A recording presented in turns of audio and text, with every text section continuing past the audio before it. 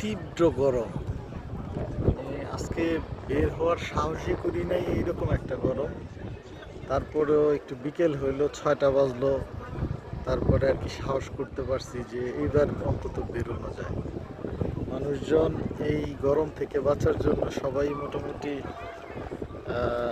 একটা নিরাপদ দূরত্ব বজায় রাখতেছে, বা কোনো কাজ কাম না করে, মানে খুব একটা লোকজন নাই এরকম বোঝা যায়। আর যারাই আছে মানে খুব ছাড়া ভাবে বসে থাকার চেষ্টা করতেছে, বা বসে এত সুন্দর করতেছে।